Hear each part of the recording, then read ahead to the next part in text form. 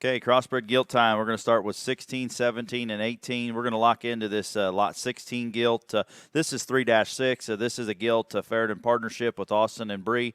She's sired by Let 'em Finish, which is another boar that Austin and Bree and ourselves bred together as a partnership boar there. This is his first crop and goes back to some of the good sow power that Austin and Bree have been working with.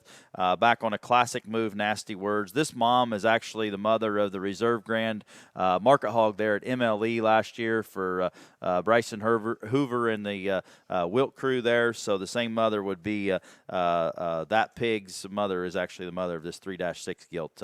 3-6 gilt is one that is a little bigger in her type and kind, and I think more breeding gilt oriented, and I think that's okay because she's really, really good looking on the side and balanced and mobile on her feet and legs, offers some shape and muscle, and still an immature kind of a package. I think taking to heavier weights will be to her advantage because she is very, very good looking and balanced, a lot like her sire is. And this this pedigree, there's plenty of power and muscle in it.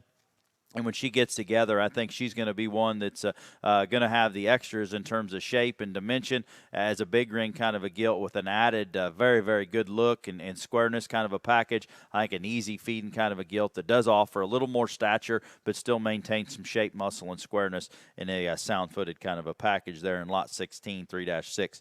17 and 18 are 17-litter gilts sired by good company, as I've talked before. The Sloan and Hildy boar out of Cinderella will be a quite frankly Cinderella son that we bought at PT. We've used him as heavy as any crossbred boar in this crop, and darn sure glad we did. They've been accepted well, but we needed that added dimension and power in some of the females here, and looks like it clicked here. And this mother is a lackey gilt that Riley Rodoball showed in 2021 at North American.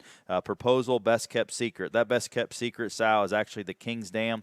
So Jason and Jackie were very, very nice to us and sold us a pair of gilts in that particular crop, and they've done a great job for us. And we bred them to good company that they look a lot like their mother, to be honest, in terms of flexibility and looseness. We're going to start with 17-6, the more traditionally or the neater painted up gilt there. This gilt here is one that is very, very dimensional in terms of heaviness of structure. She's got a big forearm working in her and a unique kind of a package in terms of look, tallness of front end, and one that's a more modern or type and kind in terms of length of side and frame. But market breeding, I think she'll fit either way you want to show her. Looks like she'll last a while and still have that extra structure, that extra build, the look, design, great pastern set, and one that balances up from the side awfully, awfully well. I think a unique one there in that particular gilt, that 17-6, lot 17.